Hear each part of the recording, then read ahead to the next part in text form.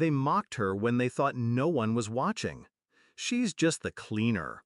Ignore the mess she is," one of my board members whispered, too loudly, to the new HR head as they passed her crouched near the elevators. Her back hunched, hands red from scrubbing the baseboards, but her smile? Still soft, still kind. Then the child screamed.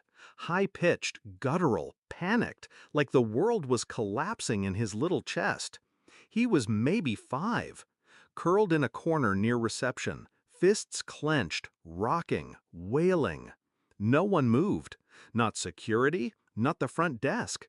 People stepped around him like he was a wet floor sign. Except her. No hesitation. She knelt beside him, her janitor's cart rolling quietly behind her, and without a word, she reached into the front pocket of her apron and pulled out a small plastic wand. She dipped it, blew gently. Bubbles floated up between them, catching the light like glass orbs. The boy gasped. The screaming stopped. He reached, laughed, popped them. A few floated onto my shoulder. I was watching from the mezzanine, behind glass, silent. That was the moment it all snapped into place. Her name was Rosa.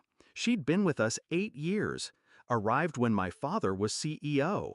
Back then, we were told to ignore the cleaning staff. "Don't coddle them," he used to say. "Respect makes them lazy." I believed him for years, until I didn't. Because Rosa was the one who stayed late, long after we were gone, picking up the coffee cups we left on meeting tables. She brought birthday cards to the security guards. Once, I saw her leave a lunchbox near a shivering intern who'd forgotten to eat. And no one saw her. But I did, that day. So I made a plan. I didn't praise her publicly, not yet. That would tip my hand. Instead, I started asking quiet questions. Payroll told me Rosa hadn't gotten a raise in 5 years. HR had flagged her as overly familiar. I checked the security footage. Yes, there it was. 3 weeks ago, she'd helped a courier who dropped his entire load. She was reprimanded for disrupting workflow. That same week, my VP of Ops gave himself a $15,000 performance bonus for improving internal efficiency. Disgusting. I could have yelled. I could have fired half the board. But I didn't shout. I strategized. First, I rewrote the company values, quietly. We'd been due for a rebrand anyway. The new motto? People first, always. Everyone loved it, thought it was marketing fluff. They applauded in the quarterly meeting, sipping champagne. Next, I pulled financial records, quietly audited departments, found which leaders had stalled wage increases, who had blocked HR promotions, who had signed off on disciplinary actions like Rosa's. I built my list. And then, 4 days after Rosa blew those bubbles, I called a company-wide meeting. Mandatory. All floors, cameras on, no excuses. They thought it was for earnings or new tech. It wasn't. I stood at the podium, heart steady, voice calm. And then I said, "Today, we talk about who we really are." I played the footage. No editing, just the raw moment. Rosa kneeling. The boy's scream fading into giggles. The wand. The bubbles. The calm. Silence swept the room. And then I spoke.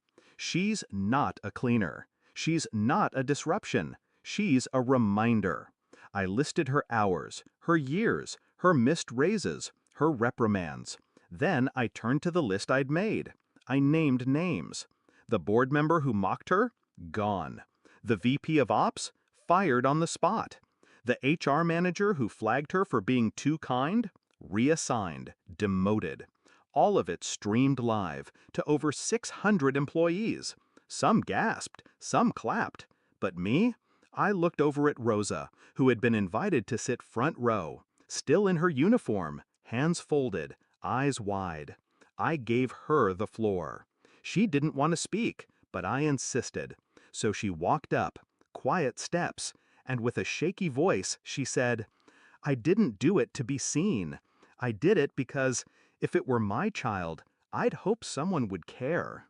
That was it. 12 words that shattered the room. Afterward, I gave her more than a raise. I made her the new head of our employee wellness initiative.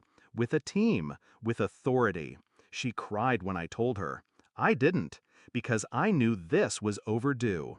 They underestimated the power of one kind act, one bubble, but I didn't. Not anymore. Now, our office has changed. There's a mural of Rosa and the boy in the lobby, the bubble mid-air. Staff now have kindness hours. A portion of bonuses are tied to peer-voted impact, not just numbers. And the ones who once mocked her, they weren't just removed, they were forgotten. That's the quietest revenge. To lift someone so high that the ones who tried to keep her invisible are no longer worth remembering. And every time I walk past that mural, I think, that's how you change a company. That's how you win without a single shout. Just one wand, one act, and one woman no one saw until everyone did.